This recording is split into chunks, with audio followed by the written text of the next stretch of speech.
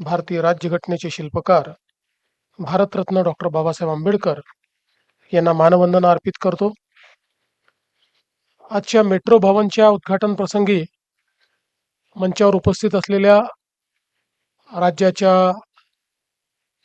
पहिल्या महिला उपमुख्यमंत्री श्रीमती सुनेत्राताई पवार, नगर विकास विभागाच्या राज्यमंत्री माधुरीताई मिसाळ, सन्माननीय महापौर मंजुषाताई नागपुरे, सन्माननीय खासदार मेधाताई कुलकर्णी, मंचावर उपस्थित सन्माननीय आमदार श्री भीमराव अण्णा तापकीर, योगेशजी टिळेकर, सुनीलजी कांबळे, हेमंतजी रासने, बापूसाहेब पठारे, त्याचप्रमाणे मंचावर उपस्थित श्री गणेश बिडकर, श्री परशुराम वाडेकर, श्री असीम गुप्ता, श्री चंद्रकांत पलकुंडवार, श्री श्रावण हार्डीकर, श्री दीपक सिंगला, या ठिकाणी उपस्थित पुणे पिंपरी चिंचवड महानगरपालिकेतील नगरसेवक, पदाधिकारी,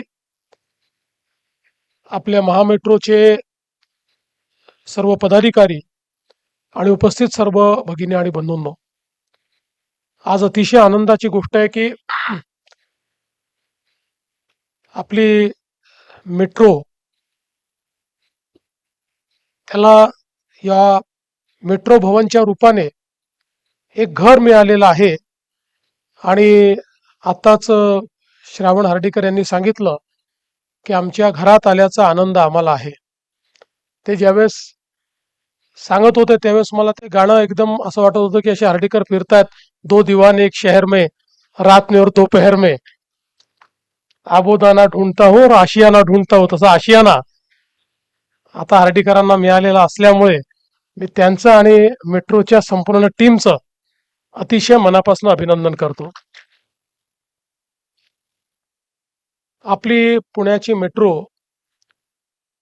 सुरुवातीच्या काळामध्ये त्याचं काम सुरू व्हायला उशीर झाला, बऱ्याच अडचणी होत्या. पण एकदा काम सुरू झाल्यानंतर मात्र अत्यंत वेगाने या मेट्रोचं काम झालेलं आहे. देशामध्ये ज्या गतिशीलतेनं मेट्रो झालेल्या आहेत त्यामध्ये सर्वाधिक गतिमानतेनं झालेल्या मेट्रोंपैकी एक म्हणून पुण्याच्या मेट्रोकडे पाहिलं जातं. या पुणे मेट्रोचं जे काही काम आहे त्याच्यामधले मल्टीमॉडल स्टेशन्स असतील, याच्या बाकी स्टेशन्सचं डिझाईन असेल, यातली वर्कमॅनशिप असेल, पॅसेंजर सुविधांचा याच्यामध्ये केलेला विचार असेल, भविष्यातल्या मल्टीमॉडल कनेक्टिव्हिटीच्या संदर्भात करावयाच्या उपाययोजना असतील, अशा सर्व गोष्टी या ठिकाणी अत्यंत चांगल्या पद्धतीनं प्लॅन करण्यात आल्या आहेत. आणि इतकं मोठं मेट्रोचं जाळं ज्यावेळेस आपण तयार करतो त्यावेळी त्या मेट्रोचं संचालन करण्याकरता एक महत्वाची जागा म्हणजे त्याचं ऑफिस असतं. कारण या सगळ्या मेट्रो ऑटोमॅटिक सिग्नलिंग सिस्टीमवर चालतात, कमांड अँड कंट्रोल सिस्टीमवर चालतात, डिझास्टर प्लॅनिंग असतं, प्रत्येक गोष्टीचं मॅपिंग असतं, त्या ठिकाणी CCTVचं सुरक्षेच्या दृष्टीनं मॅपिंग असतं. अशा अनेक गोष्टी एक मेट्रो चालवण्याकरता कराव्या लागतात आणि त्याकरता एक सुसज्जित अशा प्रकारचं मेट्रो भवन असणं हे अत्यंत गरजेचं आहे. आणि ते मेट्रो भवन आज आपल्याला या ठिकाणी प्राप्त झालंय. मला आनंद आहे की आता जवळपास पुण्यामध्ये 33 किलोमीटरची मेट्रो ही सुरू झालेली आहे आणि प्रचंड रिस्पॉन्स त्याला मिळतोय. जवळपास 2.5 लाख प्रवासी हे रोज मेट्रोने प्रवास करतायत आणि गणपतीच्या काळात या मेट्रोने रेकॉर्ड केला आणि सगळ्यात पीक म्हणजे जवळपास 5.25 लाख प्रवासी या मेट्रोने त्यांनी प्रवास केला. त्यामुळे मला असं वाटतं की पुणेकरांनी मेट्रो स्वीकारलेली आहे, पुणेकरांना मेट्रो आवडलेली आहे आणि पुणेकर मेट्रोचा वापर देखील करतायत. आता आपली जी दुसरी मेट्रो आहे टाटा सोबत, जो देशातला पहिला PPPचा प्रकल्प आहे मेट्रोचा, त्या प्रकल्पामध्येही 23 किलोमीटरचं काम आपलं आता जवळपास पूर्ण झालं आहे. त्याच्यामध्ये 12 किलोमीटरचं उद्घाटन हे आता आपण मे मध्ये करू. 11 किलोमीटरचं उद्घाटन आपण जुलैमध्ये करू. आणि यासोबत जवळपास म्हणजे हे 33 आणि 23 असं आपण जर बघितलं तर जवळपास 56 किलोमीटरचा हा रूट या ठिकाणी आपण केलेला आहे. अजून 55 किलोमीटरचं काम मेट्रोचं हे आपलं प्रोग्रेसमध्ये आहे. आणि त्याच्या व्यतिरिक्त जवळपास 80 किलोमीटरचं अजून आपलं काम हे प्रस्तावित आहे. म्हणजे एकूण पुणे मेट्रो करता 200 किलोमीटरचं कंप्लीट या ठिकाणी नेटवर्क हे आपण प्लॅन केलंय. ज्यामध्ये पुणे महानगरपालिकेचं क्षेत्र असेल, पिंपरी चिंचवड महानगरपालिकेचं क्षेत्र असेल आणि PMRDचं क्षेत्र असेल, अशा सगळ्या क्षेत्राचं इंटिग्रेशन हे या मेट्रोच्या माध्यमातून आपण करणार आहोत. आणि एक प्रकारे पुढच्या काळामध्ये आपली जी एक महत्वाची ट्रान्सपोर्टेशन सिस्टीम असेल ती आपली मेट्रो असेल. आणि त्या मेट्रोला मदत करण्याकरता आपल्या बसेस असतील, वेगवेगळ्या प्रकारच्या ज्या ट्रान्सपोर्टेशन सिस्टीम असतील त्या सगळ्या आपण त्याचं इंटिग्रेशन हे करणार आहोत. आपल्याला माहिती आहे की मागच्या काळामध्ये पुण्याचा जवळपास 30-35 हजार कोटी रुपयाचा आपण त्या ठिकाणी जो एक वाहतूक प्लॅन हा देखील मंजूर केलेला आहे. आणि त्या माध्यमातून मोठ्या प्रमाणात पुण्याच्या वाहतुकीला गतिशीलता कशी येईल हा आपला प्रयत्न आहे. आपल्याला कल्पना आहे की पुणे शेवटी आपलं एक अत्यंत महत्वाचं शहर आहे. आणि आपल्या सगळ्यांकरता आनंदाची गोष्ट आहे की IT च्या वेव्ह नंतर आता आलेली जी वेव्ह आहे ती GCCची वेव्ह आहे, ग्लोबल कॅपेबिलिटी सेंटरची.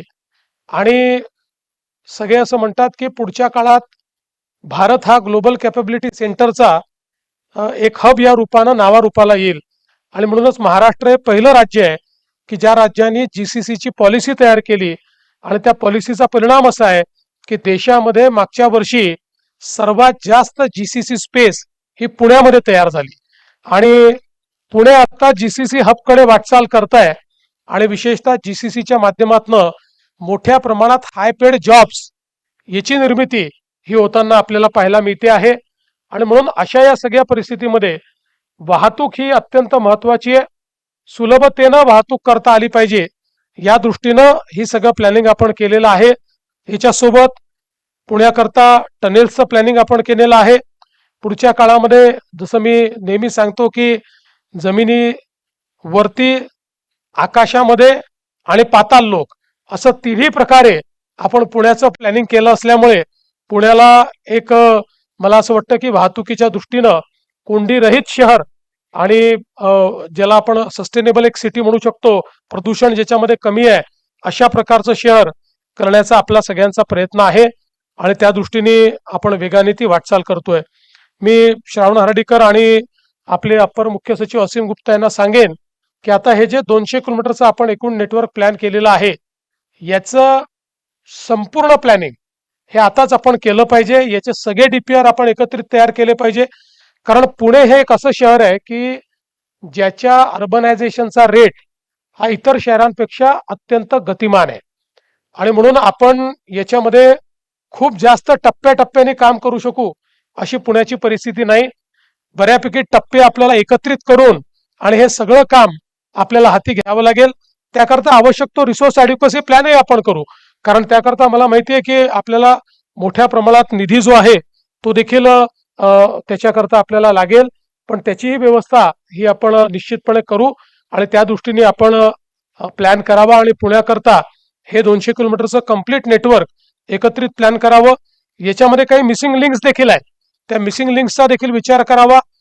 पुढचे जे ग्रोथ सेंटर्स आहेत, मग पुण्याचं नवीन एअरपोर्ट असेल किंवा आपल्या MIDCचे भाग असतील, पुण्याचा PMRDAचा नवीन वाढता भाग असेल, पिंपरी चिंचवडचा जो वाढता भाग आहे, अशा सगळ्या भागाचा विचार करून याचं इंटिग्रेशन आपण चांगल्या पद्धतीनं करावं. आणि त्या माध्यमातून पुण्याला एक अतिशय डिपेंडेबल अशा प्रकारची वाहतूक व्यवस्था आपण द्यावी अशी आपल्या सर्वांना मी सूचना करतो. आज एक अतिशय सुसज्जित ऑफिस आम्ही सगळ्यांनी बघितलं. अतिशय चांगल्या व्यवस्था या ऑफिसमध्ये आहेत. आणि तशाच प्रकारचं चांगलं काम या मेट्रोचं यापुढे देखील चालेल.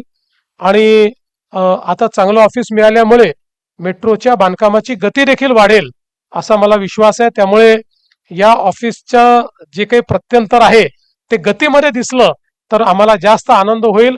म्हणजे तुम्ही हळू काम करता असं माझं मत नाही, पण आपल्याला गती वाढवायला स्कोप आहे. जसं मी सांगितलं की आपल्याकडे प्रोजेक्ट प्लॅन 5 वर्षाचा असतो, तो 2.5 वर्षावर आणि 3 वर्षावर आताच्या परिस्थितीमध्ये आणत गेलं पाहिजे. ती म्हणजे आज आपण जर ग्लोबली बघितलं तर तेच बेंचमार्क्स आहेत. त्या बेंचमार्क्सने आपलं प्लॅनिंग होऊन आपलं एक्झिक्युशन कसं करता येईल याचा प्रयत्न आपण सर्वांनी करावा. मी पुन्हा एकदा महामेट्रोचं अतिशय मनापासून अभिनंदन करतो. पुणे मेट्रोचं जे काम आहे त्या कामाबद्दल आणि त्या कामामध्ये इन्व्हॉल्व असलेले जेवढे अधिकारी असतील, कर्मचारी असतील, एजन्सीज असतील, सगळ्यांचं, कन्सल्टंट असतील, सगळ्यांचं अतिशय मनापासून अभिनंदन करतो आणि या आपल्या मेट्रोचं लोकार्पण झालं असं घोषित करतो आणि माझे 2 शब्द संपवतो. धन्यवाद. जय हिंद, जय महाराष्ट्र.